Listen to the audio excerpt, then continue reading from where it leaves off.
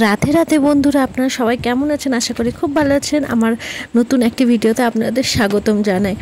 তো আপনারা জানেন কাল জন্মাষ্টমী গেছে, তো আজকে ভিডিওটা ছাড়া, কারণ কাল তো ভিডিওটা করা আমার। তো যাই হোক, আজকে জন্মাষ্টমী আর এখানে আমাদের কৃষ্ণ ঠাকুরকে বসিয়ে নিয়েছি মা পুজো করার উদ্দেশ্যে। আর একটা আপনাদেরকে দেখা যে আজকের স্পেশালটা কি, এই যে জন্মাষ্টমীতে একজন রাধারানী সেজে এসেছে। এত কিউট, এত সুন্দর লাগছিল।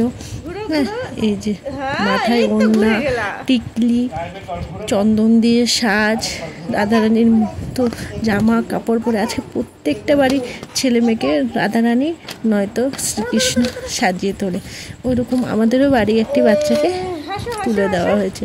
তো দেখতে তো অপূর্ব সুন্দর লাগছিলো, তাই আমি পিছন থেকে আগে থেকে অনেক রকমের ক্লিপ বা ভিডিও নেওয়ার চেষ্টা করছিলাম।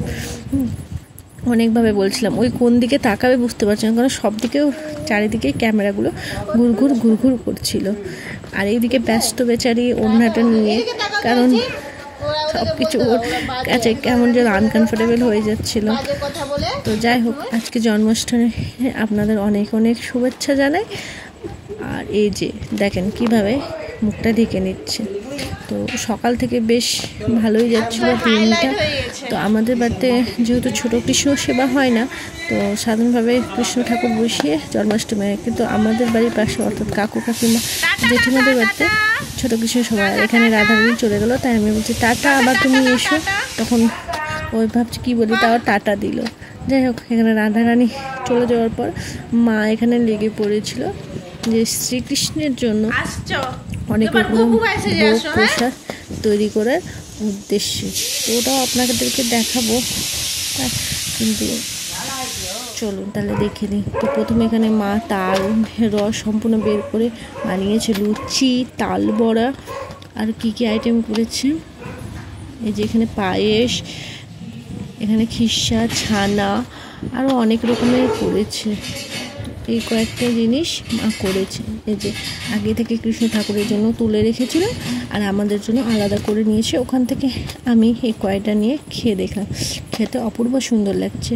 আর তারপরে গেছিলাম ছোটো কাকিমার বাড়িতে, এই যে এনার সাথে দেখা করতে। যাই হোক, ওখান থেকে এসে দেখি মা পুজো করছে শ্রীকৃষ্ণে, খুব সুন্দর লাগছিল দেখতে। এখানে মা ভোগ সাজিয়ে দিয়ে দিয়েছে শ্রীকৃষ্ণের সামনে, আর এখানে দেখানো হচ্ছে ধূপবাতি। আর এই যে দেখুন, এখানেও একটি আছে, একে এখন স্নান করানো হলো, নতুন ড্রেস পরানো হলো, তারপরে এরকম করে ভোগ লাগানো হচ্ছে। এখানেই আমাদের সীমাবদ্ধ থাকে না, আমরা সবাই একসাথে মন্দিরের উদ্দেশ্যেও যাই। তো চলুন এবার তাহলে এটা হয়ে যাওয়ার পরে আমরা মন্দিরে চলে যাই। তো আমাদের মন্দির আপনারা আগেও দেখেছেন, অনেকটাই সুন্দর। তো চলে গেছি, এখানে মান চলে এসেছে, আর মন্দিরে ঠাকুরমশাই এসেছিল, পুজোটা ওনার হাত দিয়েই করানো। তো এখানে ঠাকুরমশাই দাঁড়িয়ে সবার আশা দেখছিল যে সবাই এলেই পুজোতে বসবে, এবং পুজোতে বসে গেল। এখানে সবাই নাম কীর্তন, কৃষ্ণ নাম, পুজো, সব রকমের একটা আনন্দে ভরা বেশ মহোৎসব। এবার জন্মাষ্টমী তাড়াতাড়ি ছুটে যাওয়ায় তাড়াতাড়ি পুজোটা হয়ে গিয়েছিলো, অর্থাৎ 11টার আগে। এখানে বোনকেও তিলক দিয়ে সাজিয়ে দিয়েছি। তো যাই হোক, আজকে দিনটা অনেক অনেক সুন্দর গেল। হ্যাঁ, শ্রীকৃষ্ণকে প্রণাম জানাই। তো আশা করি আপনাদের ভিডিওটা ছোট হলেও ভালো লাগবে। সুস্থ থাকবেন, ভালো থাকবেন, পজিটিভ থাকবেন। দেখা হবে পরবর্তী ভিডিওতে। বাই।